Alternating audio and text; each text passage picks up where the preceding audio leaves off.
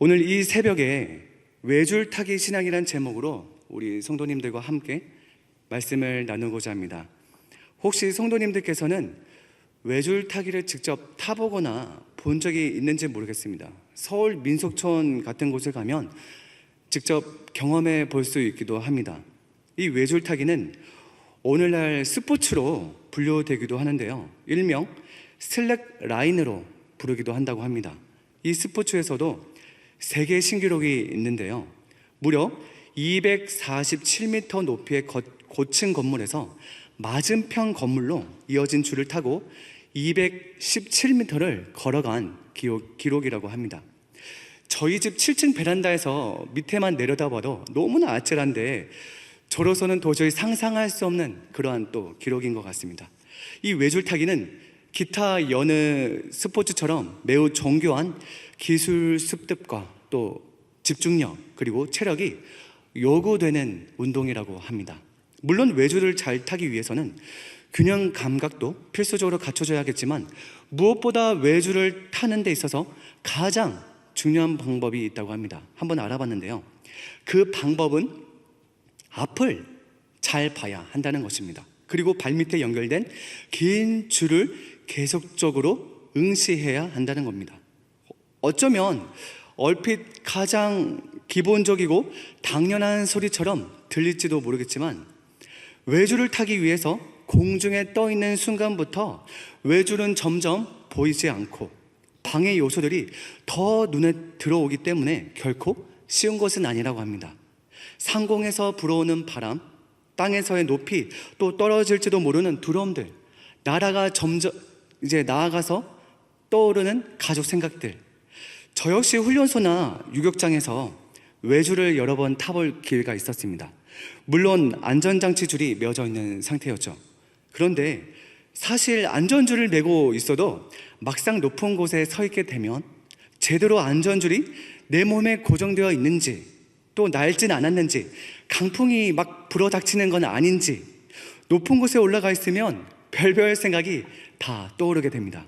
이처럼 만약에 외줄타기 중에서도 지속적으로 앞을 바라보지 않고 자꾸 양옆을 힐끔힐끔 쳐다본다거나 떨어질까 조바심을 내면서 아래를 고정해서 내려본다면, 또는 혹여나 날아가는 새를 넋없이 쳐다보고 있다면 결국 균형을 잃고 위험한 상황에 놓일 수밖에 없게 된다는 것입니다. 오늘 에스겔 23장 본문 말씀은 이스라엘 백성이 앞에 서 계신 하나님만 바라보지 않고 양옆을 둘러보며 하나님을 향해서 두 마음, 세 마음을 품었던 민족의 결과가 얼마나 비참한 상황에 놓이게 되는지 적나라하게 말씀하고 있습니다. 영적인 음란과 음행을 저질렀음에도 얼마나 노골적으로 또 민망할 정도로 묘사하고 있는지, 그만큼 하나님의 마음도 처절하게 무너지셨던 것은 당연지사였을 겁니다. 2절부터 4절까지 말씀을 제가 한번 읽어드리겠습니다. 인자야, 두 여인이 있었으니 한 어머니의 딸이라. 그들이 애굽에서 행음하되 어렸을 때 행음하여 그들의 유방이 눌리며 그 처녀의 가슴이 어루만져졌나니 그 이름이 형은 오올라요, 아우는 오올리바라. 그들이 내게 속하여 자녀를 낳았으니 그 이름으로 말하면 올라는 사마리아요, 올리바는 예루살렘이니라. 에스겔 선지자는 사마리아와 예루살렘을 각각 언니 올라와 여동생 올리바로 의인화하여서 그들의 백만덕함과 또 결국 이로 인해서 준엄한 심판을 받을 수밖에 없음을 선포하고 있습니다. 사실 이스라엘 민족의 탄생과 그 이후의 모든 과정은 정말 외줄타기와 다를 바가 없는 그러한 여정이었습니다. 아무 연고도 없는 우상을 섬기던 제사장 데라의 가문에서 아브라함을 특별히 선택하시고 이삭과 야곱의 혈통에서 하나님의 백성을 잉태케 하셨으며, 이후에도 애굽의 노예로 비참한 민족으로 끝날 수밖에 없었던 그들의 운명 가운데 그들에게 다시 하나님께서는 구원의 손길을 내미셔서 광야를 거치게 하시고 마침내 가나안 땅으로 인도해 내셨습니다. 척박한 광야에서의 그들의 여정은 오직 하나님만 바라보는 훈련이었다고 해도 과언이 아니었습니다. 그들은 매 하루도 진짜 하나님의 도움을 받지 않고서는 결코 하루도 생존할 수 없는 그러한 상황에 매 순간 놓여져 있었다는 것입니다.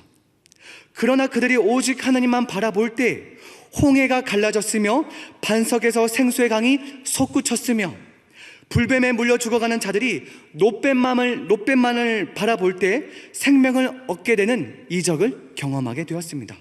또한 그들이 오직 하나님께만 손을 높이 들 때 아론과 홀이 모세 양팔을 붙들며 높이 하나님께 도움의 손을 들 때 결코 감당해내기 어려운 적들을 물리쳐내는 역사를 또한 목도하게 되었던 것입니다. 어떠한 절박하고 소망 없는 가운데서도 하나님만 바라보았더니 살았더라. 이러한 신앙의 고백이 우리 모두의 고백이 되기를 주님의 이름으로 축복합니다. 민족의 지도자 모세와 여호수아는 가나안 땅 입성 전후에 얼마나 그들 민족을 향해서 수시로 반복적으로 하나님만 바라볼 것을 얼마나 많이 강조했는지 모릅니다. 이 둘의 마지막 유언조차도 몇 마디로 요약을 하면 이러합니다. 여호와 율법을 힘써 지키고 순종하라. 잊지 말고 기억하라. 그것을 떠나 우로나 좌로나 치우치지 말라. 이처럼 귀가 닳도록 두 지도자가 그들 백성에게 이렇게 강조했던 이유는 단 한 가지였습니다. 전적인 하나님의 은혜가 아니고서는 아무 소망 없는 민족임을 알았기 때문입니다. 하나님께 붙들린 바가 아니고서는 멸망의 길로 갈 수밖에 없는 태생적인 민족임을 알았기 때문입니다. 사실 이스라엘 민족은 늘 우상이 도사리는 그러한 복판에 한 곳 계속 줄곧 서 있었습니다. 애굽의 노예로 있을 때부터 얼마나 많은 우상신들이 그들과 함께 있었습니까? 태양신부터 한낱 미물의 메뚜기 파리까지 신들로 추앙받던 시대였습니다. 애굽의 10재앙은 모두 우상을 향한 심판이었습니다. 누가 진짜 하나님인가? 무엇을 바라봐야 살 것인가? 그들 모두는 이 심판을 통해서 누가 진짜 창조주이신지, 진짜 어떠한 길로 가야만 하는지 명확하게 각인되는 그러한 시간들이었을 것입니다. 이후 이스라엘이 가나안 땅에 입성하였어도 여전히 참 많은 가나안 땅의 우상들과 그에 따른 음란한 문화들이 집요하게 그들을 따라다녔습니다. 이스라엘에 왕이 없던 시대에도 그러했고 왕정 시대에도 동일했습니다. 오늘 본문에 등장하는 두 지명 사마리아와 예루살렘은 우상을 따르는 민족의 자화상이었던 것입니다. 한 분이신 하나님 앞에서, 하나님 아래에서 세워진 한 나라가 어찌 두 나라로 나뉠 수가 있었겠습니까? 그토록 모세를 시작으로 수많은 선지자들이 지금까지 그렇게 외쳤건만 결국 오늘 본문은 자신들이 두 나라로 분단된 것을 이미 경험하고도 하나님께로 끝까지 돌이키지 않은 민족의 비참한 말로였던 것입니다. 5절부터 8절까지 말씀을 제가 한번 읽어드리겠습니다. 올라가 내게 속하였을 때 행음하여 그가 연애하는 자 곧 그의 이웃 아수르 사람을 사모하였나니 그들은 다 자색 옷을 입은 고강과 감독이요 준수한 청년이요 말 타는 자들이라. 그가 아수르 사람들 가운데 잘생긴 그 모든 자들과 행음하고 누구를 연애하든지 그들의 모든 우상으로 자신을 더럽혔으며 그가 젊었을 때 애굽 사람과 동침함에 그 처녀의 가슴이 어루만져졌으며 그의 몸에 음란을 쏟음을 당한 바 되었더니 그가 그때부터 행음함을 맞이하였느니라. 5절과 8절에서 이 아수르와 애굽이 등장합니다. 이 두 나라는 이스라엘의 열강의 틈 바구니에서 하나님보다 더 신뢰하고 믿고 따랐던 그런 대상이었습니다. 에스겔 선지자는 5절과 8절에서 이스라엘이 하나님 앞에서 우상 숭배 종교적인 음행뿐만 아니라 우상 국가와 오히려 동맹을 맺는 그러한 정치적인 음행을 펼쳤던 것입니다. 마치 오늘날 우리나라가 처해진 상황과 꼭 닮아 있습니다. 하나님의 성도가 분명히 기억해야 될 것은 한 나라의 흥망성쇠는 오직 하나님께만 달려있다는 것입니다. 오늘날 대한민국이 처진 현실을 바라봅니다. 점차적으로 민족이 민족을, 나라가 나라를 대적하여 일어나고 있는 이때 우리 민족을 지키시고 보호하실 유일한 분은 어떤 열강도, 어떤 정치적 전략도, 술책도 아닌 만유의 왕이신 하나님이신 줄 믿습니다. 에스겔 선지자는 온갖 배교와 음행을 범했던 그들의 최후가 어떻게 진행되는지 뒤이어서 기록하고 있습니다. 마지막 9절과 10절을 읽어드리겠습니다. 그러므로 내가 그를 그의 정든 자, 곧 그가 연애하는 아수르 사람의 손에 넘겼더니 그들이 그의 하체를 드러내고 그의 자녀를 빼앗으며 칼로 그를 죽여 여인들에게 이야깃거리가 되게 하였나니 이는 그들이 그에게 심판을 행함이니라. 마치 불나방이 연상케 되는 구절입니다. 불나방은 실제 나비목에 속하는 곤충류 이름입니다. 불나방은 빛을 향해서 빙빙 그 주위를 날아드는 습성이 있어서 뜨거운 장작불도 가리지 않고 그 주위를 계속적으로 돈다고 합니다. 그리고는 나선형으로 계속 돌다가 결국 불 속의 화마가 자신을 태워 죽이는지도 모른 채 그대로 불길 속으로 사라져 버리게 된다는 것입니다. 이스라엘이 아수르와 애굽을 바라보는 시선도 이와 꼭 같았을 것입니다. 6절 말씀처럼 그들은 다 자색 옷을 입은 고강과 감독이요 준수한 청년이요 말 타는 자들이라. 당대 최고의 화려한 문화와 부강한 군대를 자랑하던 두 우상 국가들 품에 안기기만 하면 모든 안락과 평화를 보장받을 줄 알았는데 오히려 그것들에 의해서 남녀노소 가릴 것 없이 무참히 짓밟히고 죽임을 당하고 심판의 도구를 무섭게 돌변하게 된 나라들에 의해서 곧 멸망하게 될 것을 이 에스겔 선지자가 선포하게 된 것입니다. 하나님을 떠나는 것이 잠깐의 달콤함처럼 느껴질 수도 있습니다. 하지만 이것은 인류 태초부터 시작된 어리석은 착각일 뿐입니다. 먹음직하고 보암직하고 탐스러워 보이지만 그 끝의 결과는 조금도 비껴갈 수 없는 심판과 영원한 사망인 뿐임을 직시해야 한다는 것입니다. 아간은 겨우 시날산의 아름다운 외투 한 벌과 은 200세겔과 금덩이 하나로 자신을 비롯하여 장막의 모든 자손들과 가축들을 멸망시킬지는 꿈에도 몰랐을 겁니다.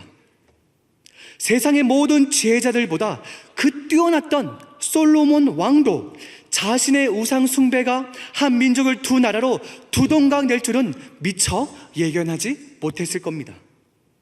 이러한 역사는 구약을 지나서 오늘날까지 수천 년 동안 계속적으로 반복해서 되풀이되고 있습니다. 우리는 동일하게 이 시대를 바라봅니다. 본질은 하등 바뀐 것이 없는 얼마나 많은 모양들의 우상들이 여전히 이 땅 가운데 판을 치고 있습니까? 그리고 그것을 붙잡고 살아가는 수많은 중독 인생들까지 여기저기에서 마셔라, 부어라, 즐겨라 광고 등에서 여기저기에서 심심찮게 많이 들어오셨을 것입니다. 욜로, 한 번뿐인 인생 마음껏 즐겨라라는 약자입니다. 요즘에는 이 욜로에서 욜라로 바뀌었다고 합니다. 100세 시대를 위해서 젊어서부터 투자하라, 그런 약자입니다. 어쨌든 간에 돈을 쓰든 돈을 모으든 이러한 세상적 풍토와 세속적 문화의 미명 아래 얼마나 많은 하나님을 부정하고 우상 숭배 일들이 곳곳에서 일어나고 있는지 모릅니다. 여기저기에서 젠더 이데올로기가 기승을 부리고 모든 전통과 권위를 해체하고자 하는 움직임, 결국 이것들의 이유와 목적은 단 한 가지뿐입니다. 하나님의 자리에 인간인 내가 올라서겠다. 사마리아와 예루살렘의 이러한 행적들은 단지 2600년 전에 기록된 역사적 문서로 끝나는 것이 아닙니다. 주님 다시 오시는 그날까지 이 땅 위에서 여전히 호흡하고 살아가는 모든 인류에게 선포하시는, 끝까지 우리를 사랑하시고 기필코 마침내 구원해내 계시겠다는 유효한 하나님의 말씀인 줄 믿습니다. 우리 성도가 에스겔 말씀을 통해서 반드시 기억해야 될 것이 있습니다. 하나님의 말씀 뒤에 숨겨진 하나님 아버지의 사랑을 발견해야 한다는 것입니다. 강한 부정은 강한 긍정이라고 했습니다. 한 유명 시인은 자신의 마음을 이렇게 표현하기도 합니다. 죽어도 아니 눈물을 흘리오리다. 계속적으로 심판을 선포하고 있는 것은 자신의 백성을 너무나도 사랑하신다는 반증인 것입니다. 어찌 사랑하는 아내를, 어찌 사랑하는 자녀들을 결코 잊을 수 있겠습니까? 어찌 심판할 수 있겠습니까? 자녀는 부모를 잊을 수 있어도 부모는 절대로 자녀를 잊을 수 없는 법입니다. 이사야 선지자 역시 하나님의 마음을 이렇게 대변합니다. 49장 15절 말씀인데요. 여인이 어찌 그 전 먹는 자식을 잊겠으며 자기 태에서 난 아들을 긍휼히 여기지 않겠느냐. 그들은 혹시 잊을지라도 나는 너를 잊지 아니할 것이라. 사랑하는 우리 성도님들, 오늘 이 새벽 다시 한번 기억합시다. 우리는 한순간도 하나님이 없이는 살아갈 수 없는 외줄타기 인생을 사수해야 합니다. 하나님만 바라봐야 합니다. 양옆을 자꾸 쳐다보면 믿음의 줄이 흔들리고 요동치게 되는 것이 우리 인간의 신앙의 특성입니다. 사실 우리 모두는 애초부터 낙마하여 영벌에 빠지는 것이 원래 우리 인생의 시초였습니다. 하지만 이런 우리를 구원하시기 위해서 진짜 저주의 심판을 그의 아들에게 모조리 뒤집어 씌우게 하시고는 구원의 빛을 우리에게 비추어 주셨습니다. 그리고 생명길로 인도해 주셨습니다. 오직 예수 그리스도. 우리에게 다른 이름은 없습니다. 다른 길은 없습니다. 다른 생명줄은 없습니다.